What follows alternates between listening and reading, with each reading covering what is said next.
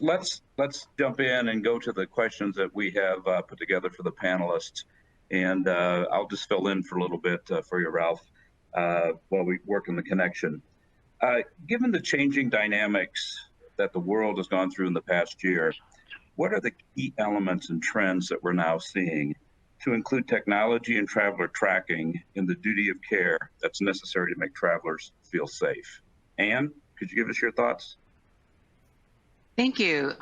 Yes, we're using a traveler tracking technology along with monitoring all of our travelers' locations so that we can inform them of any travel restrictions prior to them experiencing any issues with their trip. Based on the many changes that is happening domestically and internationally with the quarantines and testing requirements, we want to ensure that the travel is authorized in advance by their leader, but also we've involved now HR. We distribute intelligence reports to the leaders, and we have weekly cadence calls so they can make a good decision on travel for their employees. Thanks, Anne. You know, from the TMC perspective, one of the changes we've noticed is in the past, the lightly managed programs just simply relied on the TMC to take care of everything, and we're fine with that. But we've always had great interactive tools from this part of the market. And what we've seen now since the pandemic is the client at any level is really getting more active and accessing that data. And when you look at what just happened in the past couple of days with the various airlines having trouble with their websites, there have been a lot of client calls to just go ahead and on their own run the reports to see which of their travelers may be affected by the particular airlines that are down. Bill? Yeah, thank you very much, Tony, and it's a pleasure to be participating in this webinar. You know, as the physician on the panel, I can say from the medical perspective, vaccination is the key to making travel safe again. It's just been fantastic how we have numerous options for vaccines with a tremendous efficacy. Everybody may remember about a year ago, it was determined that the efficacy would need to be at least 50% for a vaccine to be used. And then we started having vaccines come out with greater than 90% efficacy using different platforms, messenger RNA, inactivated cold viral platforms, and others. We see that typically once a country has greater than 40% of the population vaccinated, COVID rates begin to decline among the entire population. We saw that in the UK, in Israel, and in the United States and other countries. So now what we're really seeing is a life and death contest between the vaccine and the virus, particularly with new variants, and new strains are going to threaten some of the success that we've seen, such as we're seeing with the newest Delta variant. But the key message is that if you've been vaccinated, you are relatively well protected. As discussed, the global situation, still has some high numbers of cases, and with the variants, it's still possible to be able to transmit the disease. So as a result, in addition to vaccination being important to maintain traveler safety, testing is also going to remain a requirement to keep everybody safe. Until we see globally significant public health results from vaccination and also immunity from people who've been infected, travel managers are going to continue to have a duty of care to fully understand the risks inherent in the destination of their travelers and to fully educate their travelers so everybody understands how to mitigate against these risks. Travel programs, in order to keep the travelers safe, are going to continue to need to stratify country risks, optimize the traveler's health prior to a departure, track the location, and provide real-time location information, regardless of the location of the traveler, to keep everybody abreast of the latest developments. And also, of course, it'll be important to have policies for return to work after travel. Thanks, Bill. Isaac? Yeah, absolutely. One of the things I've appreciated is there's been a little bit of a shift. In years past, about the only folks that really wanted to talk seriously about duty of care were oil and gas or telco companies. But now as we begin conversations in the last, say, 12 months with executive leadership, they recognize that there's a much broader emphasis and a much more strategic focus on duty of care, because they've started to redefine what they see it meaning for their organizations. We've all known that employees are your most valuable asset, and it's the travel program that's basically the logistics of moving those people, those valuable assets, all over the world.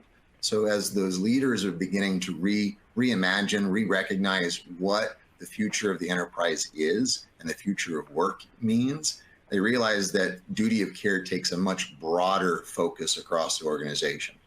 Nowadays, it's not going to be something as simple as, well, just when there's an emergency situation that happens once every 5 years, but it's really focal and central to everything across the organization.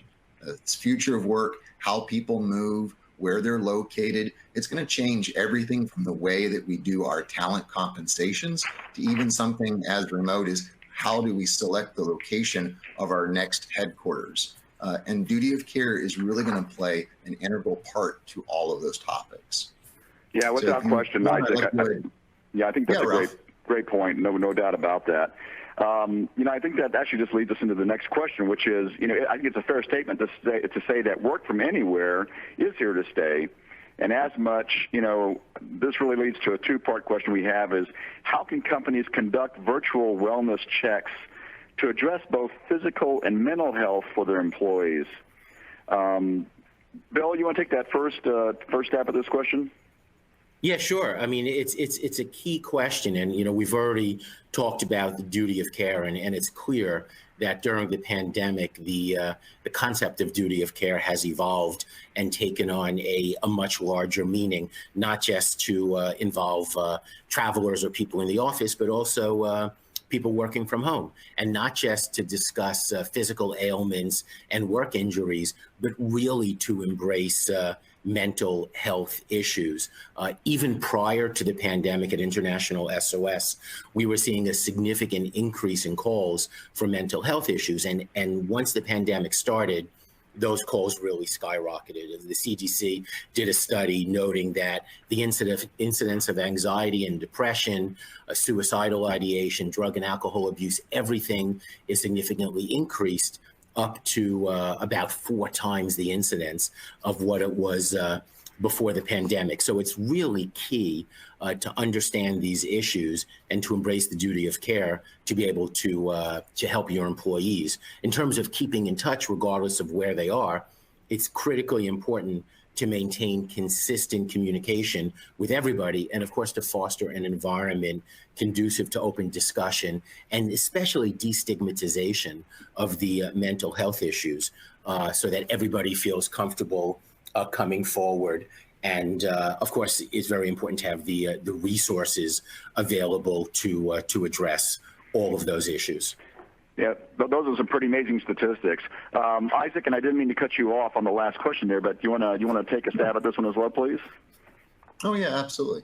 I think firstly, organizations need to recognize that they have a very diverse workforce, right? And that, as Bill mentioned, there's significant diversity in individual preferences across that workforce. You have different personality types, you have different socioeconomic situations, you have different family situations. And so it's not going to be a one-size-fits-all approach. And talent leaders need to understand that to be able to support those employees, the employees want what basically means work-life balance, right? They want flexibility, and they're actually excited in many cases at having a future where they're not having to be on the road every single day of the week. What they've asked for is simply balance and flexibility. But that means that we have to create those tailored solutions to recognize those personality differences. Some folks are going to want to work remote as much as possible. Others will be looking for career advancement or opportunities to socially network in person with leadership to be able to progress their careers. But regardless of what that personal preference is, we need to recognize that we have to honor those preferences, because messaging that we're going to promote work-life balance while setting up a work program where employees are forced to travel if they're not willing to will create a significant disconnect And we run the risk of not only increasing mental health issues, but also losing your most talented folks to competitors in the market that have a better recognition of what work-life balance means. Yeah, I think that's an important point that you just made, Isaac, with regards to, you know, retention of top talent going forward. I think that's going to become a more of a, you know, difficult situation that many companies will face. And any thoughts on this as well, please?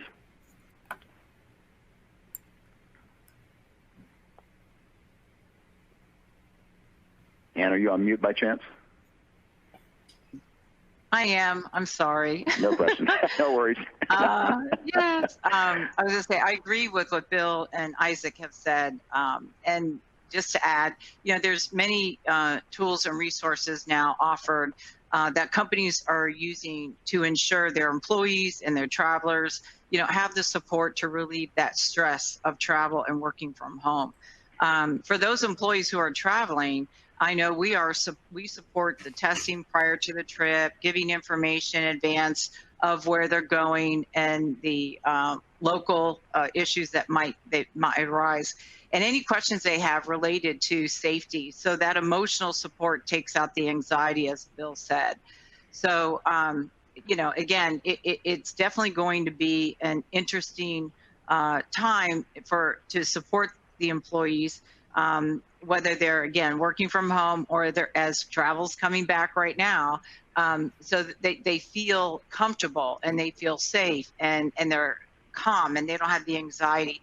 And little by little, day by day, you're seeing the travel part start to loosen up, and that's going to give a lot of confidence to anyone who does have to travel. And the work from home over time, what will happen? And there are companies right now that we know, we've seen it in the news, that are, you know, opening their offices. So that also, I think in the next month, it'll be very interesting to see how that's also going to change. Yeah, absolutely. You know, I mean, all of you shared some interesting points, you know, and it almost feels as if duty of care is morphing into duty of caring, and not only for the physical aspects of employees, but also now into the overall well-being, and to include even mental health. With this in mind, you know, how can duty of care, you know, apply to employees when they are working, you know, from home or anywhere? Isaac, some thoughts? Yeah, no, I think you stated it very well, Ralph, that, you know, the concept of duty of care, I think we're seeing a redefinition of what the term means, because many organizations begin to recognize that the capabilities, if you will, the core functions of what is inside a duty of care actually have much broader value to the organization than simply responding to natural disasters, right? And this plays to this question you just asked. As we think about the future of work and the new reimagined enterprise, we realize that work is actually anywhere that the employee sits. And one day that could be in my home office, could be my backyard. It could be that I'm working in a coffee shop across the street, but I could just as easily be spending half of my year working in a vacation home in an entirely different part of the state, of the country, or even the world. And the organization would know.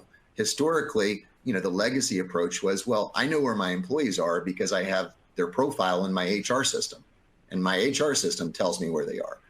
That doesn't apply in the new future, right? And not only are we seeing this fragmentation of the employee workforce, but we're also seeing at the same time an increase in regulatory compliance, regulatory risks associated to the movement and location of employees. So you actually see two things colliding at the same time. So in the future, the value of the individual transaction, the credit card swipe at that coffee shop, the Uber ride that I took between like my virtual office in Florida, that's a home vacation, that can then provide tangible information to what we would call the duty of care department, that they can then feed into talent, they can feed into HR, and they can even feed into the tax organization to make sure that the function of duty of care is integral to the entire enterprise. Okay, thank you. Bill, your thoughts? Yeah, interesting thoughts from everybody. And certainly, you know, at International SOS, we've seen that working from home and in fact from anywhere has presented new challenges for employees, including we've discussed maintaining work-life balance. It's very easy when you're at home. I'm sure we've all seen to work essentially 24/7. The computer's always there. You could forget about your family time and just always go back to your office. So it's very important for employers to continue to provide support regardless of the actual location of the employee. They need to support and provide the resources to have an appropriate balance for employees working from home. And this includes attention to exercise, diet, and also spiritual needs. It may also require attention to workspace configuration. During the pandemic and even now, we have so many people working from home, and they're calling in because their back hurts, their shoulder hurts, because they're not working at an ergonomically designed workstation.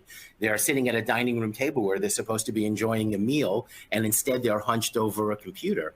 And we've advised clients, and they've done it, to actually, give advice for the home office to set it up properly, and to even send somebody to the home to make sure that that it's set up appropriately to avoid what would be essentially workplace injuries. I think what's going to be very interesting is that at the beginning of the pandemic, everybody loved working from home. That lasted about 2 months, and then everybody started going crazy because all you had was home and everything was shut down. And not only was all you had home, but the kids were home from school and the restaurants were closed and you couldn't get together with your friends. And work from home was something that people wanted to avoid. It'll be very interesting to see how this evolves now, because work from home is going to take place. The kids will be back in school. You can get together with your friends. Your spouse may not be home. And I think there's going to be sort of a 180 where, again, people are going to come to appreciate work from home in the context of a post-pandemic world. Yeah, I mean, honestly, and Bill, who would have ever imagined when this pandemic first started, we'd be where we are today? Tony, can you give us from a TMC perspective, what are you seeing? Absolutely. For our community, everything changed back in 2001 with the World Trade Center situation. And it became so clear to us, it was paramount that we need to be able to know where people are supposed to be and to be able to effectively give that information to our customers so that they can, as easily as possible, get an idea of what to expect, to be able to have two-way communications with the people to validate their safety and security, and then to be able to access it conveniently, because it can't just come from a desktop application. They got to be able to access it from their mobile. They may want to be able to just communicate it to their smart speakers. All of those things have been developed and really purified over time. Where the TMC community really kind of has to draw the line is we believe our responsibility gets limited when it comes down to medical needs and requirements and extract. That's why companies such as Bill's at International SOS are so important to be a complement to the whole duty of care programs. Okay, thank you. So let's move on to the next question that I have, which is, how can travel and procurement managers become better at anticipating risk within their duty of care programs as they return to travel, either domestically or internationally? Tony, I'm going to actually ask you to provide your insight first, if you wouldn't mind. All righty. So you hit a key point domestically. That's important to consider the domestic program as well as the international. I think prior to the pandemic, a lot of it came down on the international side, and the domestic programs weren't quite as concerned as they are. But you really need to put some thoughtful consideration into involving all the various parts of your organization who should have a play in this and a voice in this that may not previously been involved. And then you need to be considerate of how it's going to affect travelers and what are you going to do in terms of need for pre-travel approval. We've already seen a shift in what pre-travel approval means. It used to just be dollars and cents computation. Now it's more involved of, are you comfortable to go, and is the company going to get anything in return out of that trip? And when you look at the ISO 31000 risk management framework, this all falls into place. One of the key elements in there is to be able to communicate and consult. It's great for the traveler to be given new direction, but they need to understand why and what else involved in it in order for them to be really active, willing participants. Makes total sense, Tony. Ann, any thoughts here? Yeah, I'm going to actually add to what Tony said. You know, it's really important for companies and organizations to establish travel protocols and safety guidelines for travel. And then work with, again, the partners in your company, such as risk management, global security, if you have medical staff doctors or a medical partner. This ensures that the travelers' needs are being taken care of when they're on the road.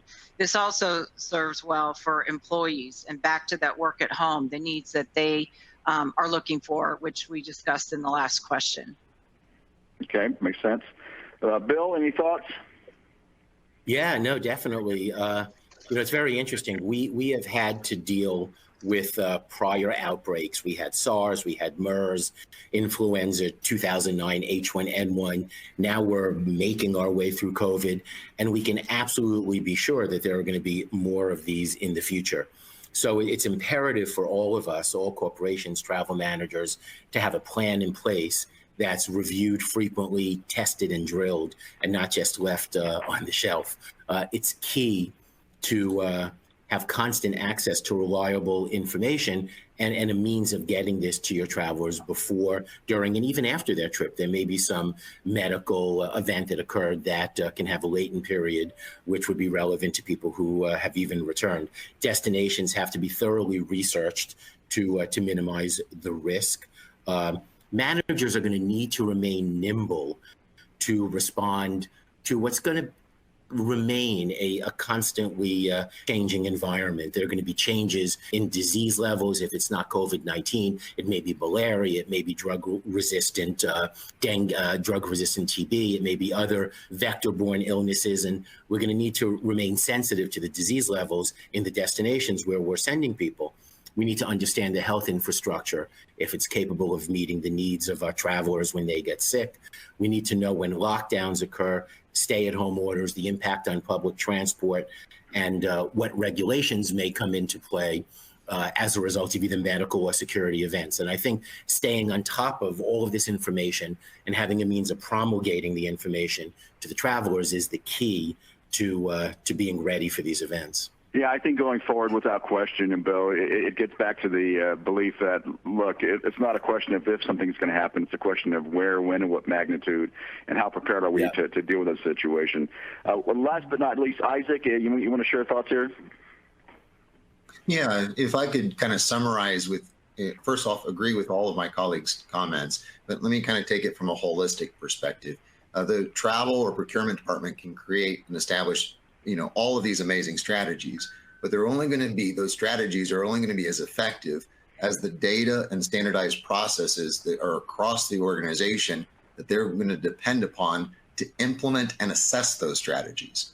So procurement and travel leaders need to be taking a critical eye to the IT department, to the operations department, to the finance department, and making sure that the data that they need to assess the situation is in fact there, and make sure that the operation teams have the standardized business processes necessary in order to affect those strategies. Because we can create a great policy for how to respond to every kind of contingency under the sun, but if we don't have processes that can implement that strategy, and we don't have data available to assess the strategy itself won't be able to take off the ground. Absolutely. We're at about time here. We have really time for one question that I'd like to take from the audience. And I'm just going to open this up to any one of you all. So just please jump in and with your thoughts. How realistic is it to strictly mandate travelers to book 100% of their business trips via the mandated channels at a company? Any thoughts?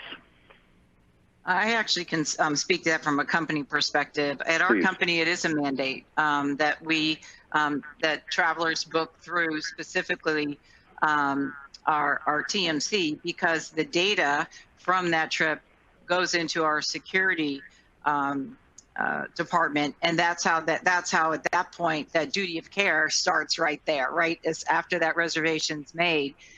Then we know and we're tracking, where are our travelers, and are there any, crisis issues or disruptions that are happening, and then communication starts. So absolutely, that is a mandate of our company. Mm-hmm. Okay. Any other thoughts? Ralph, and to further that, Ralph. Go ahead. Yep.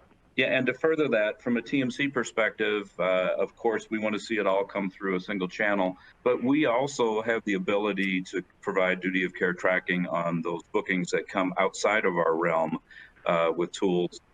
So it's possible to accommodate all the employee needs. We just need their buy-in. We need them to understand why this is so critical to all of us. Okay. Any final thoughts by anybody else? Yeah, Ralph, I think it's important to align the policies, how we do this, to the business needs. So if you're an organization that's heavily engaged in events and meetings, like large trade shows, it's reasonable to appreciate that there are going to be hotel transactions. Airfare should be in the tool, but there could be situations where hotel is not. And then, as Tony mentioned, create a standardized process by which you capture that data, bring it back into the program, and then you don't have any gaps. What we don't want to do is create this fragmentation where the policy says one thing, but the business reality isn't matched to it. No, perfectly said. And with that, we're at time. I want to thank our panelists for all of their excellent information, and I can't thank Anne, yourself, Isaac, Tony, and Dr. Hauptman. Thank you so much for sharing all your advice going forward. With that, thank you so very much, and hope to have you a great day. Take care. Thank you all. Thank you. Thank you all.